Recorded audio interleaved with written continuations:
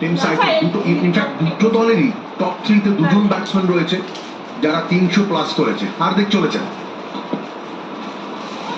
ভালো শট বল, ভারী জিনিস তো, দারুণ শট বল, স্লোর বাউন্সার ছিল, করতে পারেননি, পেসটা গেজ করতে পারেননি এক্ষেত্রে চ্যাপম্যান। একটা কাঁচি দাও তো।